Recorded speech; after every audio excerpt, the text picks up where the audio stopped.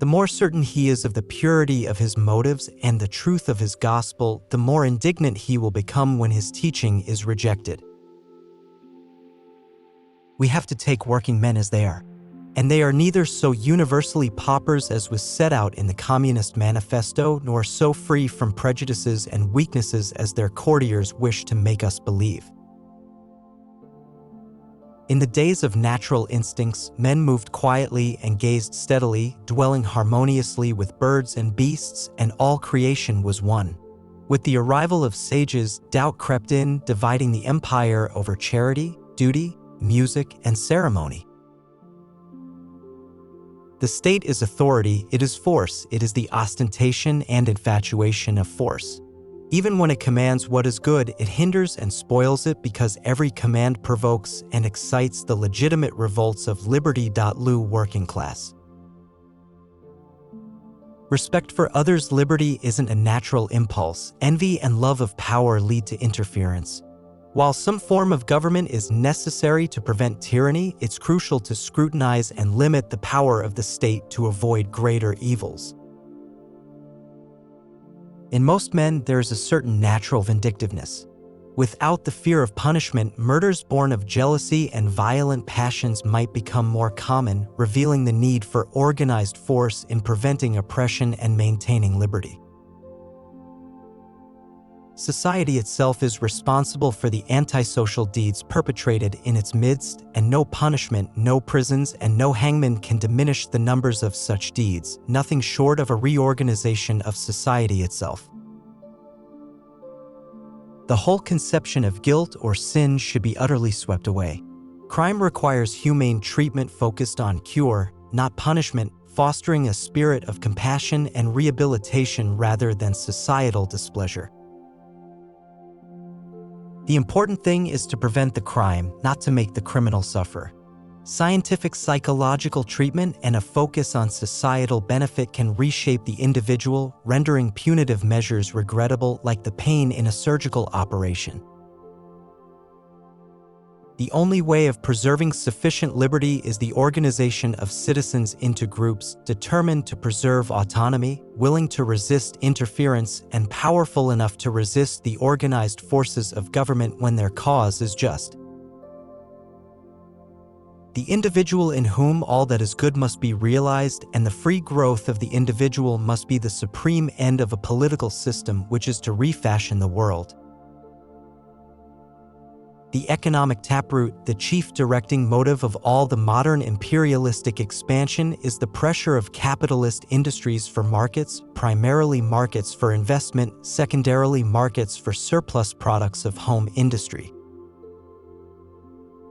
The pugnacity cultivated in those with the habit of command, empowered by capitalism's concentration, poses a risk of war. True change requires a system reducing individual power, not just substituting one form of authority for another. Man's nature, inherently competitive and acquisitive, responds to the press's appeal to instincts. While capitalism channels pugnacity, abolishing it may not eliminate war incentives without addressing deeper-rooted competitive instincts and systemic issues. Race hostility, a formidable menace to peace, persists beyond economic changes like socialism. Overcoming it demands a positive, constructive approach to fostering understanding and cooperation among diverse nations. The cure for envy lies in freedom and the joy of life, fostering generosity and kindness. A world of happiness is within human power, overcoming obstacles in the heart of man with a firm hope informed and fortified by thought. A society where some pursue knowledge amid poverty offers more hope for ultimate good than a society where all are sunk in slothful comfort. Material prosperity must be a means to advance higher goods belonging to the life of the mind. All the most important work springs from an uncalculating impulse and is best promoted not by rewards after the event, but by circumstances which keep the impulse alive and afford scope for the activities which it inspires. Better 1,000-fold the present world with all its horrors than such a dead mummy of a world. Better anarchism with all its risks than a state socialism that subjects to rule what must be spontaneous and free if it is to have any value. It is impossible for art or any of the higher creative activities to flourish under any system which requires that the artist shall prove his competence to some body of authorities before he is allowed to follow his impulse.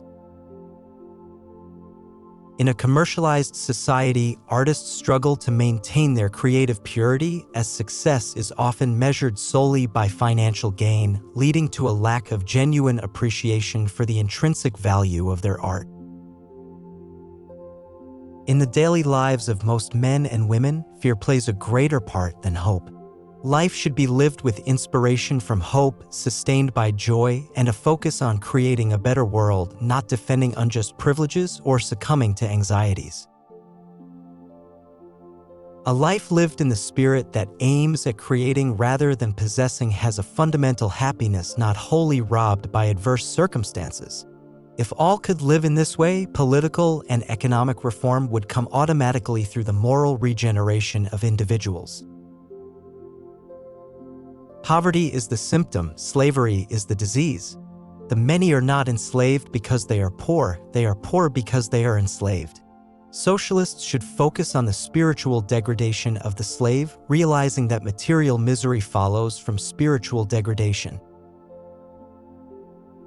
In a world without economic coercion, human aspirations will transcend the pursuit of wealth, and true happiness will be found in meaningful work and relationships rooted in mutual freedom, devoid of economic or conventional constraints. Intellect works more keenly and creatively when instinct is less thwarted and the joy of life is greater, fostering increased vitality in men.